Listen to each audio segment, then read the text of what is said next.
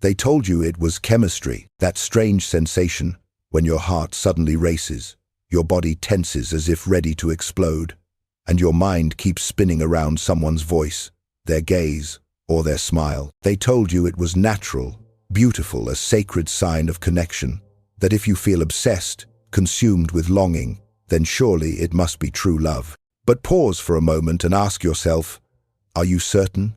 Is it truly love, or just an illusion your mind has conjured?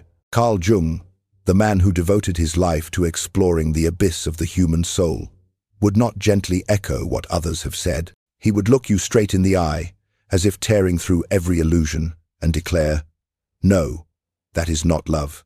That is your shadow. What Jung wanted to reveal is this: that overwhelming sensation does not arise from a genuine bond with another person, but from the forgotten parts of yourself. It is not a radiant miracle. It is the eruption of what has been suppressed, buried, never confronted. You think you are in love with another human being, but in truth, you are reacting to yourself. The painful memories, the invisible wounds, the unmet needs, all of them wear the mask of chemistry as they claw their way back into your life. And here lies the unsettling truth. What you call your first taste of love may be nothing more than the whisper of your shadow. When your heart races, it is not only singing the anthem of life, it is also beating out the funeral march of the parts of you that have never been healed. You may feel happiness in that fleeting moment, but without awareness, that happiness can harden into chains, dragging you into an abyss you do not even realize is there. We often believe that irresistible attraction is the unmistakable sign of true love. We convince ourselves that the heart knows more than reason, that there are moments when, upon meeting a stranger, we suddenly feel this is the one, as if destiny itself had arranged the encounter. But Carl Jung shattered that illusion with a blade of cold precision. He said, when you are so drawn to someone that you lose control, it is not love, it is projection. You are casting onto them the missing fragments of your own soul. You are not in love with them. You are in love with the shadowed parts of yourself you have never touched, never dared to confront. Jung described sexual attraction not as a romantic flutter, but as a psychological explosion. It erupts from buried memories, from needs that were never fulfilled. That is why the sensation is not mere chemistry. It is the signal of a wound crying out. Today, neuroscience confirms that dopamine and serotonin can create the illusion of fate. The brain is wired to mistake this rush of excitement for a sign of truth. But Jung went further. He argued that the reality is not just a chemical trick, it is the tragedy of the unconscious. You think you are choosing someone. In truth, it is your wound that is choosing for you. If your childhood pain was abandonment, then as an adult, you will be unconsciously drawn to those who can abandon you. If your lack was never being recognized, you will become obsessed with the cold, indifferent ones who force you to prove your worth. This is the shocking truth Jung left behind. Your love is not always love. It may be your shadow, pulling the strings from behind the mask of romance to keep steering your life. And if you fail to see it, you will never truly be the chooser. You will remain the puppet, while the hidden hand directing you is the pain that has never been healed. G believed that within every human being hides an invisible lover. For men, it is the anima, the image of the feminine buried deep in the unconscious. For women, it is the animus, the shadow of the masculine dwelling in the depths of the soul. These are not vague abstractions, but living psychological forces charged with powerful emotion. The anima and animus embody the parts of ourselves that we deny, repress, or have never developed. A man often suppresses his sensitivity and tenderness. Thus, the anima preserves all of these qualities. A woman often rejects her decisiveness, reason, and strength. And so the animus becomes the storehouse of that neglected power. The terrifying moment comes when, in real life, we encounter someone who mirrors our anima or animus with uncanny precision. Instantly, the mind ignites as if a spark has struck directly into the heart. You believe, this must be destiny, the missing piece of my soul. But in truth, you are not in love with that person. You are in love with yourself, or more precisely, with the part of yourself that has never been allowed to live. This is why certain romances seem irrational at first glance, yet drive people to madness. You know they are dangerous, you know they are toxic, and still you are drawn like a moth to the flame. Simply because the unconscious mistakes them for completion. This person makes me whole. Yet in that state, you are not truly facing the reality of who the other person island. You are staring into an invisible mirror they happen to hold before you. In that mirror, you see yourself, the missing fragment, the part you have been desperately seeking. The feeling is intense, but it is perilous. For the moment, the mirror shatters when you realize that behind it stands only an ordinary person. With all their complexity, selfishness, and limitations, the entire world you built collapses. That is the moment love mutates into obsession. And from obsession, it can descend into ruin. Have you ever wondered why, even when your reason screams, don't, your body and heart still hurl you towards someone? Why you can see so clearly the danger, the toxicity, even the cruelty in them, and yet find yourself unable to walk away? Jung called this irrational attraction. It is like an addiction. You know the substance is destroying you, yet every cell in your body craves it. This is not love. This is the unconscious drowning you in the illusion of completion. You believe the other person will fill the emptiness, heal the broken pieces within you. But in truth, they only awaken the old wound and trick you into believing that chasing them to the end is the only way to be whole again. The modern world has learned to exploit this mechanism. Social media, movies, even dating apps know how to turn irrational attraction into a tool. Images, words, short videos, they endlessly reflect back the desires buried deepest within you, making you believe you are discovering the one. But in reality, you are only facing a mirror constructed to manipulate your longing. Even more dangerous are those who, whether unconsciously or deliberately, learn to mirror that desire. A smile, a glance, a well-timed silence, all can convince you that they are everything I've been searching for, when in fact it is only your unconscious projection shimmering on their surface. You think you are making a conscious choice, but Jung warned, if you have never faced your own shadow, then you are not choosing at all. It is your wound choosing for you. And the wound always chooses the same path. It drags you back to the very place you were once hurt, as if forcing you to replay the old tragedy, this time with a different face. What you call chemistry may be nothing more than an addiction disguised in the language of romance. And like all addictions, its consequences are never sweet. Vince's love. Power does not always belong to the strongest, nor to the one who displays the fiercest desire. Jung revealed a truth far more subtle. The greatest power belongs to the one who knows how to reflect. Imagine a woman standing before a man who has never faced his anima. He longs for tenderness, for understanding, for the nurturing presence his childhood lacked. If she, whether unconsciously or deliberately, mirrors that very image, then in his eyes she instantly becomes destiny. He does not truly see who she island. He only sees his own dream moving within her form. And once he believes, she is the piece that completes me, he is willing to surrender his power, his heart, even his life. This is the point where seduction rises above all logic. No attack is needed, no proof required. The woman only has to become the mirror, reflecting his unconscious wound. In that moment, he no longer chooses, he is chosen by his own pain. In the modern world, technology amplifies this mechanism. Dating apps, social media, advertising all exploit the same principle. They do not sell you a product or a real person.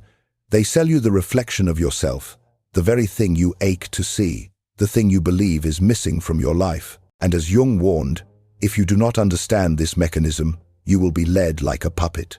Others do not need to be stronger or greater than you. They only need to become the mirror, at the right time, in the right way. You think you are in love, that you are freely choosing, but in truth, you are kneeling before your own mirror, begging it for completion. And anyone who knows how to hold that mirror, whether a lover, a seducer, or an invisible system, can control you with ease. The power of reflection is the most dangerous kind of power. It does not force your submission with violence.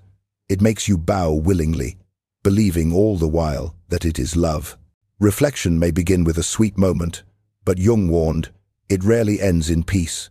When love is driven by the shadow, it seldom nourishes. More often, it destroys. At first, you feel more alive than ever.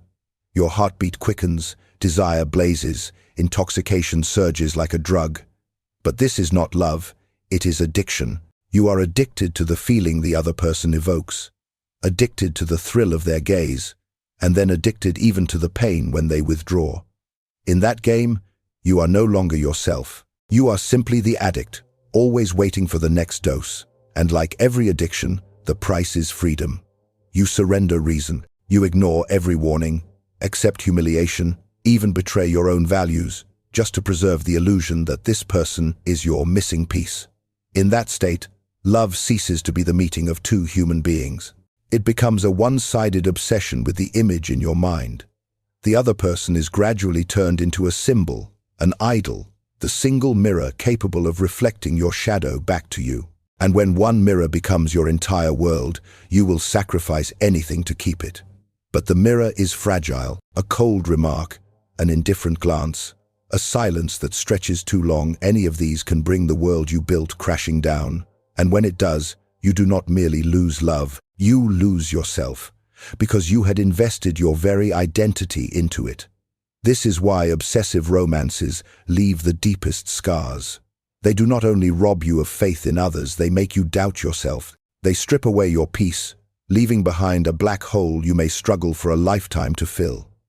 Jung called this the consequence of letting the shadow lead. When love is not a conscious choice, it turns you into a prisoner of your own desire. And a prisoner who delights in his chains needs no bars, only someone who knows how to manipulate his craving. Most love tragedies do not begin in the present. They begin in the past, in the years when we were too young to understand, yet sensitive enough to carve those experiences deep into our bones. Jung believed that the irrational pull of adult love is often the echo of childhood wounds. Consider a man raised by a distant, cold mother.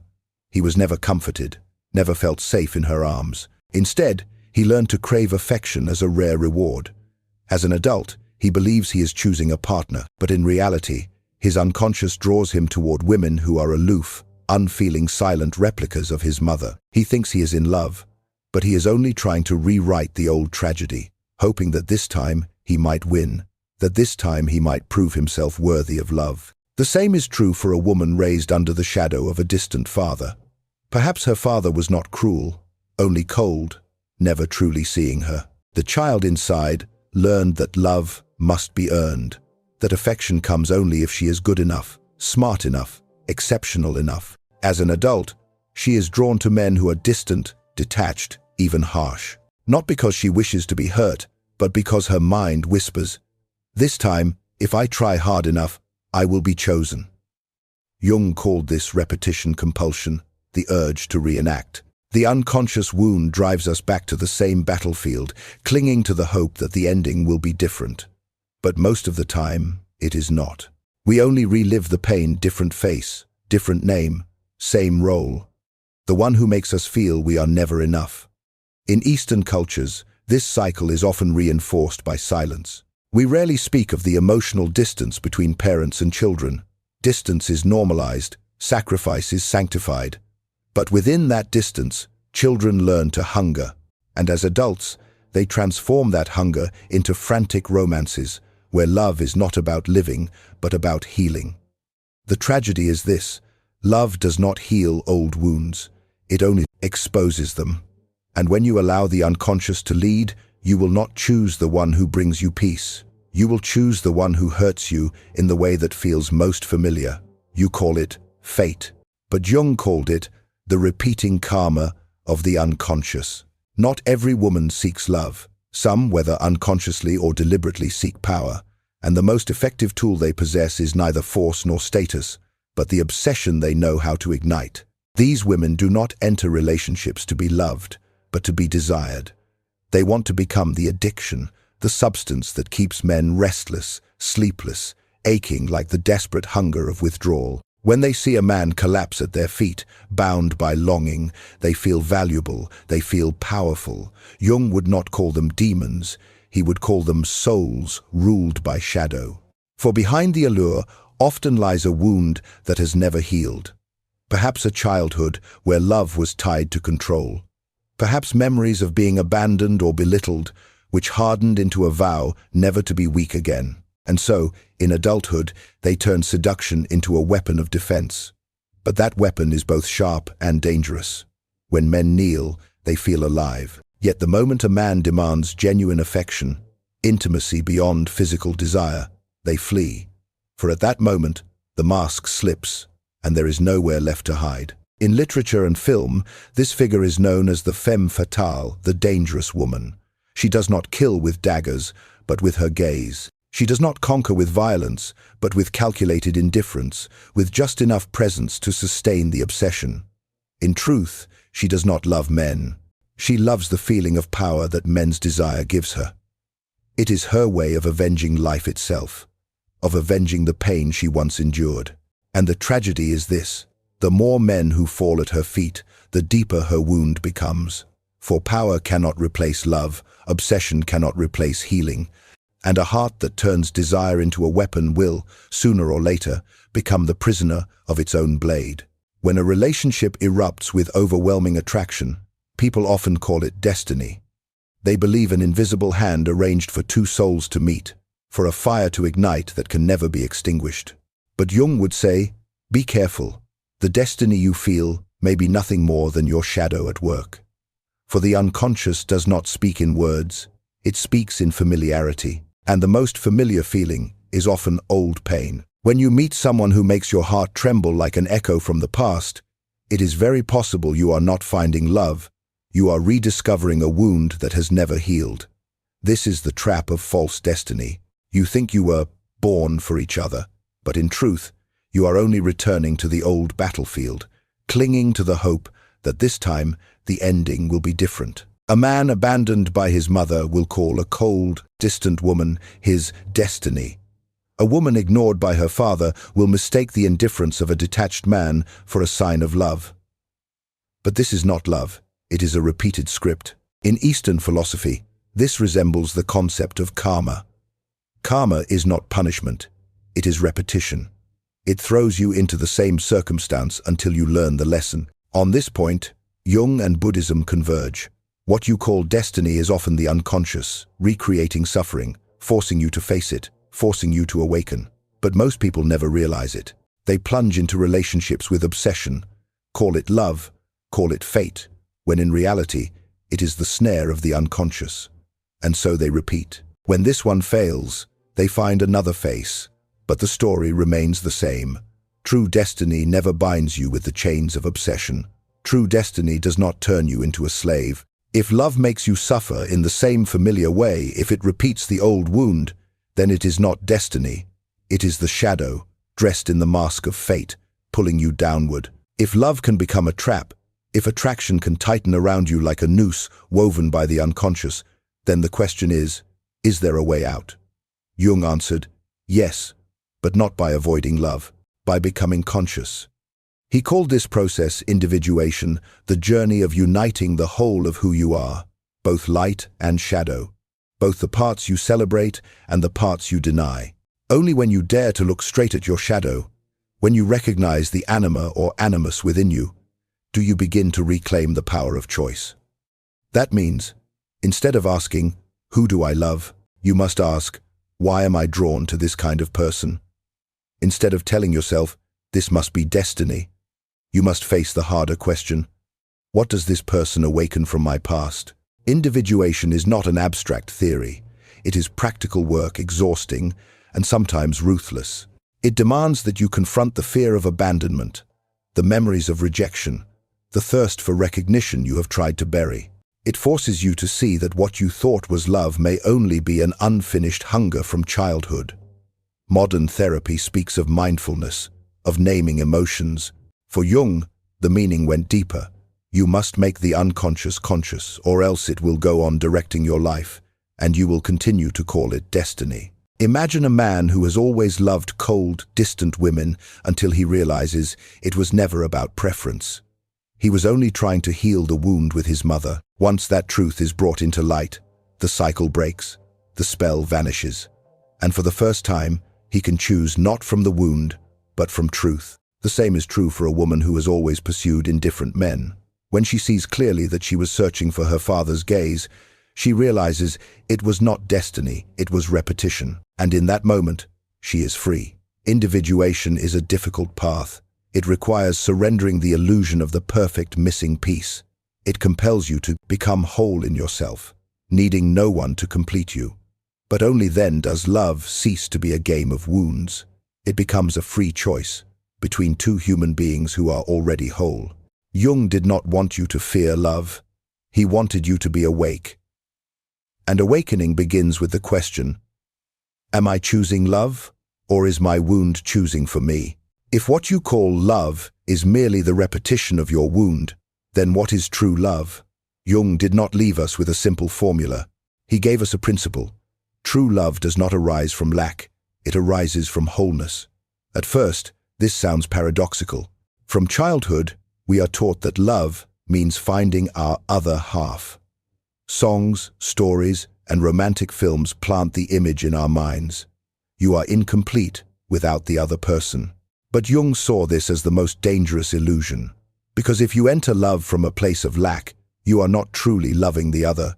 You are only clinging to them as a crutch to mask your emptiness. And sooner or later, crutches break.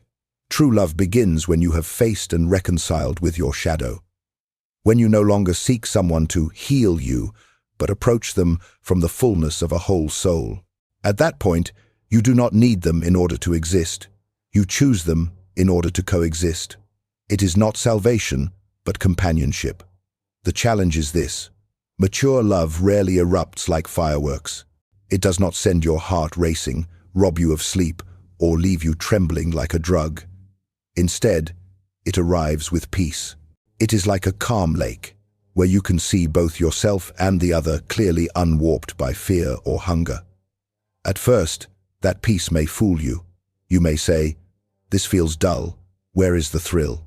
But the truth is, you do not feel the thrill because your nervous system has grown accustomed to chaos. You have mistaken suffering for proof of love, so when you meet a healthy love, you confuse it with boredom. But if you are patient, you will see. Peace is not the absence of fire, it is the steady flame.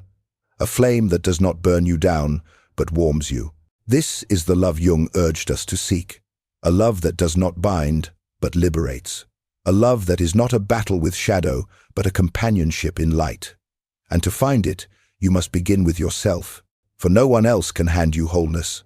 Only you can. Discover it, and from that place, share it with another. Sexual attraction is one of the most powerful forces in the human soul. It can lift you to heaven or drag you into the abyss. Jung revealed that much of what we call love is not love at all, but the repetition of wounds. We do not love the person as they truly are. We love the mirror they unknowingly hold before us, the mirror that reflects the shadows we have never healed. If you do not make the unconscious conscious, you will repeat. You will keep calling addiction, chemistry, keep calling familiar suffering, destiny, keep calling obsessive bondage, love, and your life will become a string of tragedies, different faces, different names, but always the same story. Yet, Jung never stopped at the shadow. He pointed to a path of escape, individuation, the journey of becoming whole. When you dare to face your anima, your animus, your shadow, you begin to reclaim your power from the unconscious. You realize you no longer need to search for your other half in someone else, for wholeness resides within you. In that moment, love ceases to be an escape from pain. It becomes a sharing that flows from fullness. You no longer run into someone's arms for salvation, you choose to walk beside them because you have already saved yourself. And only then does love become what it was always meant to be. The freedom of two souls, not the chains of two wounds. The final message Jung left us is simple, though hard to accept.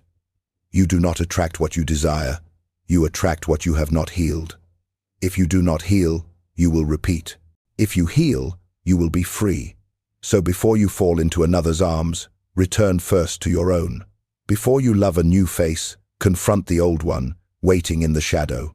And before you call the trembling of your heart love, ask yourself, is this love, or is it my shadow speaking? For true love never makes you a slave.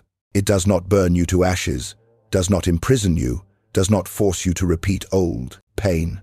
It gives you peace, clarity, and at last, freedom. That is the love Jung urged us to seek, not love built upon wounds, but upon wholeness. Not the love of shadow, but the love of light.